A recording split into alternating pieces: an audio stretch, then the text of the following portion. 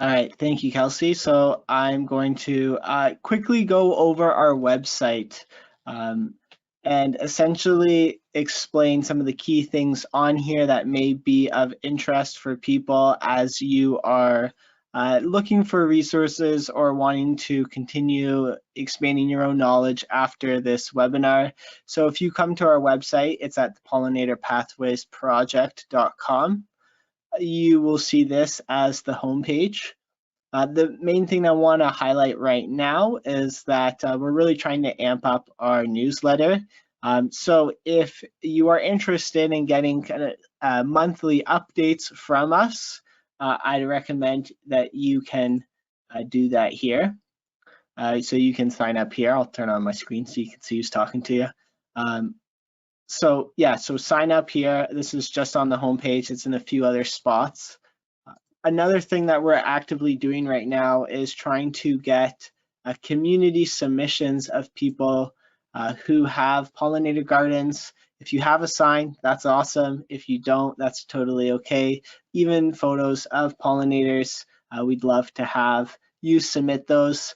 So you can send them directly to our email at pollinatorpathwaysproject@gmail.com, or you can click the submit button and it'll open up an email link. One other thing, someone had asked about if there is anything similar like this in Montreal. So I'll quickly show you where you can access a bunch of references. Right down here, we have a bunch of essentially cities that have similar pollinator programs. So if you are on our website and you go to ideas, you can click on any of these cities and they will open up. Likewise, if you wanted to see some of our information, some of our guides, these are in the handouts that were sent to you. So that's essentially the PDFs for what these guides are. So take a look at those. It'll give you a good idea if you're, say, planning on creating a pollinator website, if you're planning on creating a pollinator garden, this would be an excellent resource to start, whether you have a sunny garden, a shady garden, for wet, swampy soil. So a list of species that you can go to find at, say, your local nursery, or in some of the garden centers that are in London, like Gabor mentioned, such as Parkway Garden Centre and Hemans. Another section that I want to point out for people is our FAQ section. So right here, depending on what it is that you're looking for, we have some common questions that we are asked a lot, and we'll leave a little bit of time, about 10 minutes after this, to answer any of the remaining questions. But if there's something that, it's not here in these 8 or so, you can click directly right here. And if you fill this out, you can add your message or your question, and we'll try and get back to you as soon as we can. We have Lori on the line as well here with us tonight. So if you have really specific gardening questions, she's the best person to speak with. A few more things I'm quickly just going to show you right now. If you are looking for a way to get involved that's more than just growing your own garden at home, and you want to, say, contribute to the Pollinator Pathways Project with some more of your time as a volunteer, we're all volunteers here as well, then this is where you can go to find out more information about that. You can click the volunteer button. The second thing that I want to point out on this contact page is that we actually have a participatory map.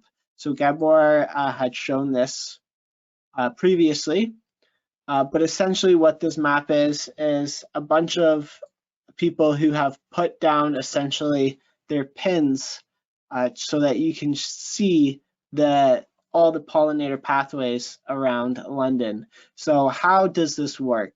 If you click on this button, it'll open up an interactive Google Map page. And in order to create a pin on this page, when you have your garden, you will have to come over, click on this edit button, and what that'll do is it'll give you access. So it's an open layer, open access map. So at this point, you zoom in, find wherever it is that your garden is, So we'll go to Victoria Park as an example. And what you can do is add right here where it says add marker at the top. Click that marker and create a pin, and you can write your address. You can write notes about what kind of vegetables or herbs or flowers you have in your garden.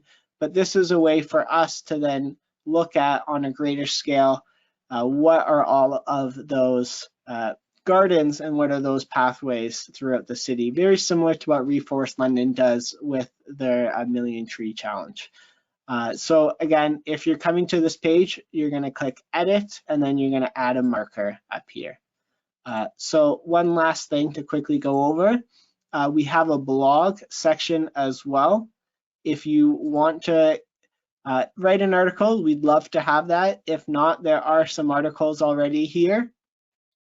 So take a look at that. There's a lot of great information that's from our members. And lastly, because we are not even a nonprofit, we're just a bunch of people in the community who do this because it's an important thing to do. We do have some expenses. Thankfully, we can host webinars like this that'll help raise awareness and help educate people.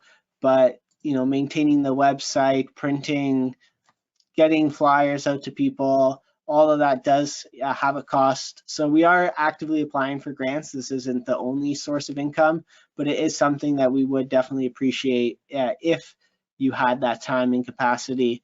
And lastly, just a quick shout out to follow us on Facebook and Instagram. Those are where we are most active. So that is kind of a rundown of our website. Again, here's another way to sign up. But if you don't want to volunteer, if you don't want to donate anything, if you just are here for information, I would definitely recommend signing up to our newsletter. I see a few people have already started to do that, so thank you very much already on this call that you've signed up, so that's awesome to see. And yeah, that's kind of our website. Have a look. There's a lot of information there. So yeah, you can quickly come to the About section and you can actually see a little bit about all the people who are behind the organization as well, who you heard from some of tonight. Awesome, so I will stop sharing my screen